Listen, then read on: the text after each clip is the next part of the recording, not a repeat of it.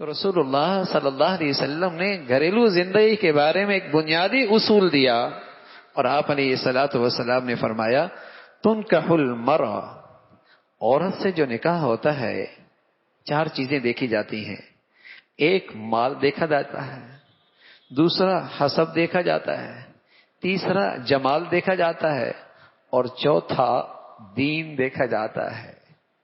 پھر اللہ کا نبی ہے، اور اللہ کے نبی کی زبان سے وہ بول نکلتے ہیں جو انہیں اللہ بتاتے ہیں، اللہ کے نبی کی زبان پر وہ ارشادات جاری ہوتے ہیں جو انہیں اللہ بتاتے ہیں۔ رسول اللہ صلی اللہ علیہ وسلم نے پھر آگے بات فرمائی فاظفر بذات الدین، فاظفر بذات الدین، اگر تیرے نظر میں درجین دین قابل ترجیح ہوا تو پھر تو کامیاب ہو گیا۔ اگر دین تیرے نظر میں قابل ترجیح چیز بن گئی پھر تو کامیاب ہو گیا۔ اگر دین کے ساتھ جمال بھی ہو، حسب بھی ہو، مال بھی ہو، نور علی نور، کوئی بری بات نہیں، کوئی بری بات نہیں، لیکن نری دولت دین کے بغیر، نرا حسن دین کے بغیر، نرا حسب نسب دین کے بغیر۔ تو ایک تابعی، ان کی خدمت میں ایک شخص آیا اور آ کر کہنے لگا کہ میں اپنی بیوی اور بیوی والوں کے بیوی کے خاندان میں ایسا ہوں شاید مجھ سے زیادہ گھٹیا کوئی نہیں ہوگا، بڑا مجھے رسوا کیا جاتا ہے، بڑے مجھے ذلیل کیا جاتا ہے۔ یہ حضرت سفیان ابن عیینہ، ان کے خدمت میں ایک شخص آیا کہ میں اپنی بیوی کے ہاں اور اپنی بیوی والوں کے ہاں بڑا ذلیل و رسوا ہوں۔ تو فوراً یہ بھونک گئے، کہا تو نے ان کی سے شادی عزت حاصل کرنے کے لیے کی تھی؟ کہا بڑے شان و شوکت والے تھے۔ میں نے کہا کمزور آدمی ہوں، کمزور گھرانہ ہے، تعلقات بڑے ہو جائیں گے، بڑے تعلقات بن جائیں گے۔ تو فرمانے لگے جو عزت کے لیے یہ کرتا ہے اللہ اسے رسوا کرتا ہے، جو مال و دولت کے لیے کرتا ہے اللہ اسے فقیر بنا دیتا ہے، اور جو دین کی خاطر کرتا ہے اللہ دین بھی دیتا ہے، اللہ روزی بھی دیتا ہے، اللہ دین بھی دیتا ہے، روزی بھی دیتا ہے۔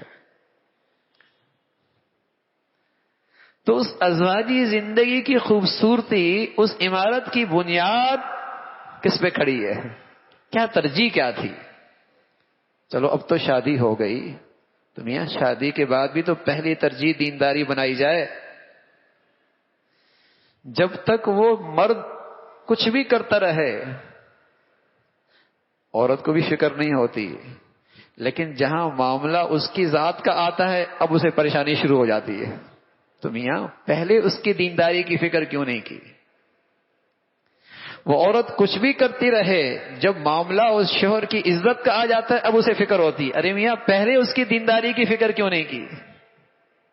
پہلے اس کی دینداری کی فکر کیوں نہیں کی؟ اس لیے کہ اللہ کا پیغمبر کہہ رہے دین کے بغیر گھریلو زندگی نہیں کامیاب ہو سکتی۔ ڈگریوں سے تھوڑی گھر بنتے ہیں بھائی، پیسوں سے تھوڑی گھر بنتے ہیں، دولت سے تھوڑی گھر بنتے ہیں، اسٹیٹس سے تھوڑی گھر بنتے ہیں، فرنیچر اور اچھے ٹائلوں سے اور اچھی آمدنیوں سے تھوڑی گھر بنتے ہیں۔ اگر اس سے گھر بنتے تو آج مغرب کے ہر دوسری عورت کو طلاق نہ ہوتی، ہر دوسری عورت کو طلاق نہ ہوتی، اور اونچے اور خوشحال گھرانوں میں طلاق اور خلا کی آواز نہ آتی۔